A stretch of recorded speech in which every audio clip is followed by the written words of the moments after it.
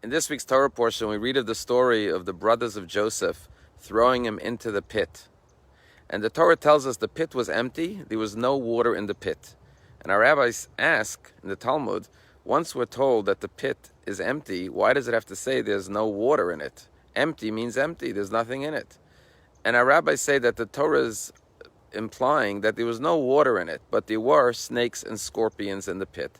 And that's why it was such a miracle that Joseph survived the pit and was subsequently sold as a slave to Egypt and ultimately rose to power. However, Hasidic interpretation takes it deeper, and it says that this cistern, this pit, represents the human mind. And when the pit is empty and there's no water in it, water which of course symbolizes Torah knowledge, then snakes and scorpions enter the pit, which means either our minds are filled with Torah in connection to Hashem, or if it's void and empty, then automatically negative thoughts and instincts and desires creep into the person like the snakes and the scorpions.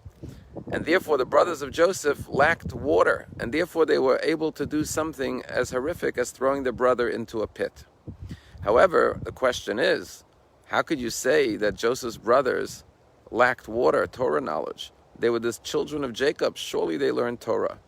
And here our rabbis explain that the Torah is compared to wine and to water. Wine represents the beauty, the wisdom, the pleasure that we get from studying Torah. Water represents that aspect of Torah which is tasteless, which means studying Torah for the sake of truth, not for the sake of self-gratification, pleasure, and enjoyment. And therefore, if Torah study is not done with humility, like a tasteless water, not seeking your own desires or pleasures, then even if you have Torah knowledge, it could become corrupt. The brothers had Torah, but obviously they weren't seeking the truth. They were looking for justifications and rationalizations to do what they did to their brother.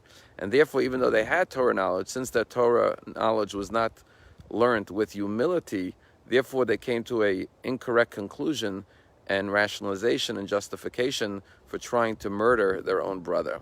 And here's the lesson, that our pit, our minds, have to be filled with Torah, but not just any ordinary Torah, Torah that's studied with humility, with self-nullification to God and His will, and seeking the truth, and not just seeking to justify and rationalize whatever our agenda is. The chief rabbi of Israel, Rabbi Israel Me'alau, who was survived Buchenwald at 8 years old, was talking recently to a group of bar mitzvah kids who couldn't have a proper bar mitzvah due to the lockdowns and had to have it over Zoom. And he told them a fascinating story. He said that when he survived Buchenwald, he came to Israel and he prepared the parsha for his bar mitzvah to read in a synagogue. And they chose a local synagogue, and everyone came to celebrate the survivor boy's bar mitzvah. His parents were murdered, so the community came out to support him. And he said the day of his bar mitzvah arrived, and he came to shul ready to read the Torah. And then the old man by the name of Moshe, who always read the Torah, came into the synagogue, and they told him, today's a bar mitzvah, we don't need you to read the Torah. And the man got very angry. He said, I read every week, and there's just a few people in the synagogue. Finally, one week the synagogue is full, and you tell me I can't read? And the people started to get upset, and they said, what do you mean? There's a bar mitzvah boy, he's a Holocaust survivor. How could you try to not let him read his Torah portion? And a big argument broke out in the synagogue. And Rabbi Israel Me'alau, chief rabbi of Israel, said he went over to this man and he said, you know what? I'm a young boy. I have a long life ahead of me.